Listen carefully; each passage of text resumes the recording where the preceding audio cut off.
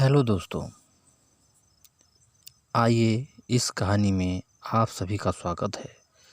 आज की इस कहानी का नाम है रंगीली भाभी। तो आइए आपको हम कहानी की तरफ ले चलते हैं। आज होली थी। बाहर सभी लोग होली के रंग में डूबे हुए थे। कोई किसी को रंग लगा रहा था तो कोई गुलाल, कोई किसी पर रंगों भरी पिचकारी मार रहा था तो कोई कीचड़ में चिपटा हुआ कुछ अलग ही नजर आ रहा था। लेकिन सभी की ज़बान पर एक ही बात थी, होली है भाई होली है, बुरा न मानो होली है। लेकिन बाहर के इतने शानदार रंगों से अनजान दीपेंद्र अपने कमरे में बैठा मोबाइल में गेम खेल रहा था। तभी उसकी आंखों पर किसी ने पीछे से अपना हाथ रखा। दीपेंद्र, कौन? माला। अरे पहचानिए पहचानिए। दीपेंद्र, माला? माला भाभी? माला, अरे वाह देवर जी, आप तो तुरंत पहचान गए। माला ने अपना हाथ दीपेंद्र की आंखों से हटाया और जैसे ही उसने अपना हाथ हटाया तो उसने देखा कि उसके सामने न सिर्फ माला भाभी ही नहीं बल्कि दिव्या और रंजना भाभी भी हैं। दिव्या और रंजना भाभी के हाथों में ढेर सारा रंग था। दीपेंद्र को समझ पाता उससे पहले ही उन लोगों ने उसके चेहरे पर रंग लगाना शुरू कर दिया। तीनों भाभियाँ, होली है, आज तो हम आपको ऐसे करेंगे कि रंग छुड़ाने में आपको कम से कम 10 दिन लगेंगे। हाँ, ये कहकर उन लोगों ने फिर से दीपेंद्र को रंग लगाना शुरू कर दिया। इसी बीच माला भाभी ने बाल्टी में रंगों का घोला और दीपेंद्र की ओर देखते हुए कहा, माला, देवर जी तैयार है ना रंगों भरी बाल्टी में डुबकी लगाने के लिए? ये कहकर माला बाल्टी के रंगों को एक पिचकारी में भरकर दीपेंद्र पर डालने लगी। दीपेंद्र, अरे अरे, हो गया भाभी, अब कितना रंग लगाएंगी? माला, अरे ऐसे कैसे हो गया? भाभी और देवर की होली भी भला इतनी जल्दी खत्म होती है क्या? ये कहकर उन तीनों ने दीपेंद्र को पकड़ा और उसे बाहर ले जाने लगी। दीपेंद्र, अरे कहाँ ले जा रही हैं मुझे आप लोग? दिव्या, आप भी ना सवाल बहुत पूछते हैं, चलिए जहाँ ले जा रहे हैं। उसके बाद तीनों भाभी दीपेंद्र को एक रंग के भरे टब के पास ले गए। दीपेंद्र ने जब रंगों से लबालब भरे उस टब को देखा तो बोल पड़ा, दीपेंद्र, ओ तेरी, अभी और रंग बाकी है? दीपेंद्र की बात अभी खत्म नहीं हुई थी कि दिव्या भाभी ने उसे जोर का धक्का मारा और वो उस टब में जा गिरा। उसके बाद सारी भाभियाँ जोर जोर से खिलखिलाकर हंसने लगी और उससे कहने लगी, रंजना, क्यों देवर जी, आ रहा है भाभीयों के साथ होली खेलने का मज़ा? दीपेंद्र, आज तो आ रहा है, लेकिन ऐसा लग रहा है कि होली एक तरफा हो रही है। माला, अरे ऐसा क्यों? दीपेंद्र, क्योंकि भाभी मैंने कहा लगाया आप लोगों को रंग।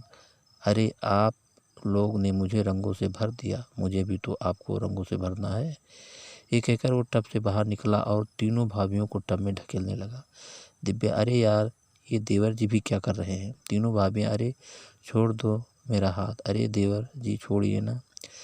दीपेंद्र, अच्छा जब आपकी बारी आई तो कह रही हैं छोड़ दीजिए छोड़ दीजिए, अरे कैसे छोड़ दूँ आपको? उसके बाद दीपेंद्र सभी को उस टब में डाल देता है और खुद भी टब में प्रवेश कर जाता है। दीपेंद्र, हाँ भाभी, अब ना होगी देवर और रंगीली भाभीयों की ज़बरदस्त होली। टब में चारों के चारों होली की खुमारी में डूबे हुए थे। दीपेंद्र कभी माला भाभी को रंग लगाता तो कभी रंजना भाभी को, कभी तीनों भाभियों उसके चेहरे पर फिर से रंग देती। दीपेंद्र, क्यों रंगीली भाभियाँ, ये वाली होली कैसी है? तीनों भाभियाँ मस्त है। होली का मतलब ही यही है कि सब सही गलत को भुलाकर गले मिल जाए और मस्ती के रंग में डूब जाए। यह कहकर तीनों भाभियों ने दीपेंद्र को गले से लगा लिया। दीपेंद्र ने कभी सपने भी नहीं सोचा था कि इस मोहल्ले में आने के बाद उसकी पहली होली इतनी शानदार और यादगार होगी। 6 महीने पहले ही तो इस मोहल्ले में वो रहने आया था। एक दिन जब वो अपनी बालकनी में खड़ा था तभी उसकी नज़र सबसे पहले बाहर माला भाभी पर गई। माला भाभी उस समय अपनी बालकनी में खड़ी अपने बालों को सुखा रही थी। माला भाभी की खूबसूरती देखकर वो बार बार उसे निहार रहा था। दीपेंद्र, वाह कितनी सुंदर है ये, क्या तीखे नैन नक्शे इसके, इसके घने काले बाल कितने प्यारे लग रहे हैं। तभी माला भाभी की नज़र दीपेंद्र पर गई। दीपेंद्र और माला दोनों की नज़रें मिली। दीपेंद्र बिल्कुल चेप गया। तभी माला भाभी ने उसकी ओर मुस्कुराते हुए देखा और अपनी एक आंख दबा दी। माला भाभी की इस हरकत पर दीपेन के दिल की धड़कन बढ़ गई और वो मन ही मन सोचने लगा, मस्त है, अरे वाह, इतनी जल्दी ग्रीन सिग्नल मिल गया मुझे, क्या किस्मत है मेरी।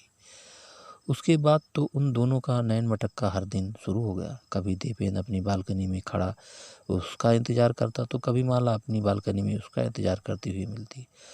उन दोनों ने इशारों इशारों में बातें करके एक दूसरे को फ़ोन नंबर भी ले लिया था। अब वो घंटों बातें भी करने लगे थे। माला, अरे यार फ़ोन रख दीजिए देवर जी, कितनी बात करेंगे। दीपेन, क्या करूँ भाभी, आपसे बात करके जी नहीं भरता। माला, वो तो ठीक है, लेकिन कुछ बातें कल के लिए भी रहने दीजिए मेरे प्यारे देवर जी, क्योंकि मेरे पति का फ़ोन आने वाला है। यह कहकर माला भाभी ने फ़ोन रख दिया। लेकिन इसी बीच दीपेन के साथ एक और घटना घटी। एक दिन दीपेन बहुत देर से माला का इंतजार कर रहा था, लेकिन माला बालकनी में नहीं आई। दीपेन, क्या बात है, बहुत देर हो गई, माला भाभी बाहर नहीं आई, फ़ोन करूं क्या मैं उन्हें। दीपेन बेसब्री से माला का इंतजार कर रहा था। तभी उसकी नज़र माला की बालकनी में एक और खूबसूरत औरत पर लग गई। पहले तो दीपेन को लगा कि वो माला है, लेकिन फिर जब उसे गौर से देखा तो उसे पता चला, दीपेन, अरे ये कौन है, पहले तो कभी माला भाभी के यहाँ नहीं देखा। माला, रंजना और दिव्या एक ही बिल्डिंग में रहते थे, तीनों में बहुत ही ज़्यादा बनती थी। इसका सबसे बड़ा कारण था कि वह तीनों की तीनों बहुत ही खुले विचारों की थी। माला ने जब अपने दोस्त से दीपेन का जिक्र किया तो वो तीनों उसके बारे में चर्चा करने लगी। दिव्या, सच में यार बहुत ही हैंडसम है वो। राजन, अच्छा, पर ये तो गलत बात है ना, पिछले 1 महीने से तू ज़िंदगी के मज़े ले रही है और हमें बता रही है।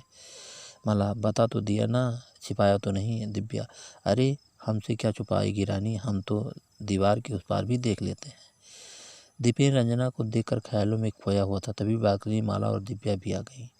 उसके बाद वो तीनों दीपेन को देखकर मुस्कुराने लगी और उसे इशारा से मिलने के लिए बुलाया।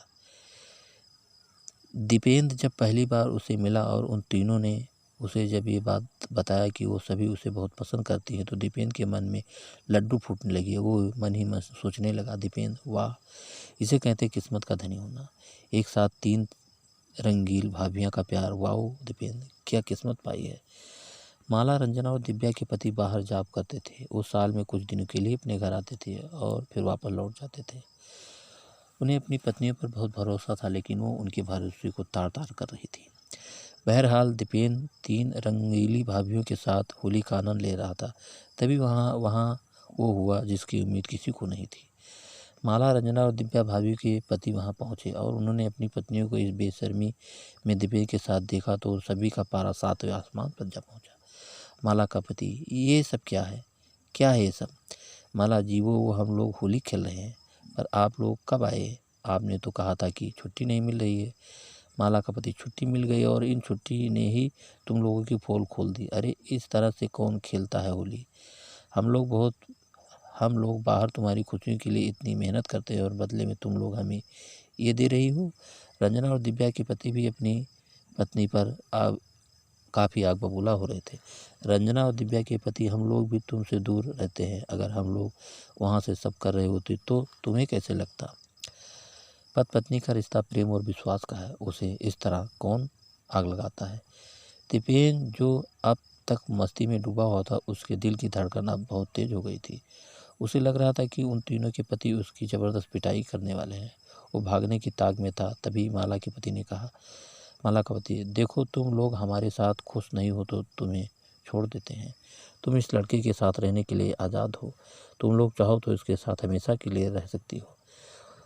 उन्हीं बातों को सुनकर दीपेन ने कहा, दीपेन, अरे ये क्या बात हुई, मौज मस्ती तक तो ठीक है, लेकिन साथ कौन रहेगा, और वो भी इनके, जो अपने पति की सगी नहीं हो, मेरी क्या होगी, मुझे नहीं रहना इनके साथ। दीपेन की बातों को सुनकर तीनों बहुत ही अजीब लगा। उन्हें खुद से घृणा होने लगी। उन्होंने अपने किए पर बहुत पश्चाताप हो रही थी। उन्हें पहली बार एहसास हुआ कि उसने कितनी बड़ी गलती की। पश्चाताप के आंसू उनकी आंखों में दिखाई देने लगे थे। माला, हमें माफ़ कर दीजिए, हम गलत राह पर चल निकले थे। दुनिया में सबसे बड़ा पाप किसी के विश्वास को तोड़ना है। हमने आपका विश्वास तोड़ा, हमें माफ़ कर दीजिए, माफ़ कर दीजिए, ऐसी गलती फिर नहीं होगी। तीनों के पतियों ने उन्हें माफ़ कर दिया और वहीं पास में रंगों को उन्हें लगाते हुए कहा, तीनों के पति होली है। होली के त्यौहार के दिन तीनों भाइयों ने अपने जीवन में से विश्वासघात का रंग निकाल दिया और प्रेम और विश्वास के रंग से अपना जीवन भर लिया। आज की ये खास कहानी आपको कैसी लगी हमें ज़रूर बताना कमेंट करके, और एक लाइक ज़रूर करना, क्योंकि आपकी लाइक से हमें मोटिवेशन मिलता है। और दोस्तों, अगर अभी तक आपने हमारे चैनल को सब्सक्राइब नहीं किया है तो प्लीज़ हमारे चैनल को सब्सक्राइब कर लीजिए, जिससे इसी तरह अच्छी अच्छी कहानियाँ मैं आप लोगों तक पहुंचाता रहूं और आप लोग इस कहानियों का आनंद उठाते रहें।